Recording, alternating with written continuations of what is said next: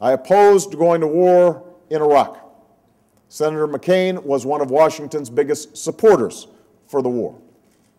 I warned that the invasion of a country posing no imminent threat would fan the flames of extremism and distract us from the fight against al-Qaeda and the Taliban. Senator McCain claimed that we would be greeted as liberators and that democracy would spread across the Middle East. Those were the judgments we made on the most important strategic question since the end of the Cold War. Now is the time for a responsible redeployment of our combat troops that pushes Iraq's leaders towards a political solution, rebuilds our military, and refocuses on Afghanistan and our broader security threats. We must be as careful getting out of Iraq as we were careless getting in. We can safely redeploy our combat brigades at a pace that would remove them in 16 months. After this redeployment, we will keep a residual force to perform specific missions in Iraq, targeting any remnants of al-Qaeda, protecting our service members and diplomats, and training and supporting Iraq's security forces so long as the Iraqis make political progress. True success will take place when we leave Iraq to a government that is taking responsibility for its future, a government that prevents sectarian conflict and ensures that the al-Qaeda threat, which has been beaten back by our troops, does not reemerge. We will commit $2 billion to a meaningful international effort to support the more than 4 million displaced Iraqis. We will forge a new coalition to support Iraq's future, one that includes all of Iraq's neighbors, and also the United Nations, the World Bank, and the European Union, because we all have a stake in stability. And we will make it clear that the United States seeks no permanent bases in Iraq. The threat of Iran is real and is grave. The time has come for tough, principled, and direct diplomacy to lay out our clear terms. An end to Iran's pursuit of nuclear weapons, an end to their support of terrorism, and an end to their threats against Israel and other countries. To achieve this, I think we have to offer sticks, like economic sanctions, and we should not take our military options off the table, but it also has to provide carrots, incentives, like the prospects of better relations and integration in the international community. We will be in a stronger position to achieve tough international sanctions if the United States shows that we are willing to come to the table. And make no mistake, if and when we ever have to use military force against any country, we must exert the power of American diplomacy first. That's how we gain legitimacy. That's how we are going to be more effective. That's how we can be a good friend to Israel.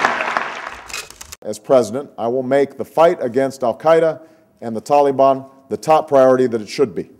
This is a war we have to win. We need to give our national security agencies the tools they need while restoring the adherence to the rule of law that helps us win the battles for hearts and minds. And that means closing Guantanamo, restoring habeas corpus, and respecting civil liberties. And we need to support the forces of moderation in the Islamic world so that alliances of convenience mature into friendships of conviction. After 8 years of the disastrous policies of George Bush, it is time, I believe, to pursue direct diplomacy with friend and foe alike without preconditions. Now, there must be careful preparation. We will set a clear agenda. As president, I would be willing to lead that diplomacy at a time and place of my choosing. It's time to send a clear message. America seeks a world with no nuclear weapons. As long as nuclear weapons exist, we must retain a strong deterrent. And I will never waver from that commitment. But instead of threatening to kick them out of the G8, we need to work with Russia to take U.S. and Russian ballistic missiles off hair-trigger alert, to dramatically reduce the stockpiles of our nuclear weapons and material, to seek a global ban on the production of fissile material for weapons. And by keeping our commitment under the Nuclear Nonproliferation Treaty, we'll be in a better position to press nations like North Korea and Iran to keep theirs. It is time to reduce the strain on our troops by completing the effort to increase our ground forces by 65,000 soldiers and 27,000 Marines, while ensuring the quality of our troops. We need to ensure adequate training and time at home between deployments.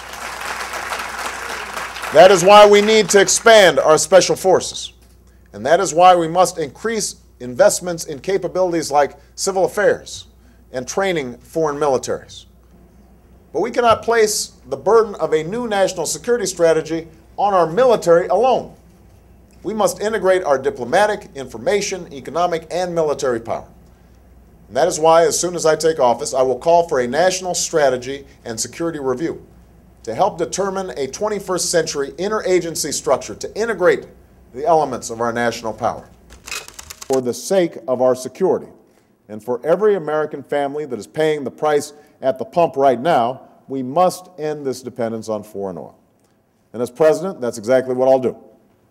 I will invest $150 billion over the next 10 years, $15 billion a year, to put America on the path of true energy security.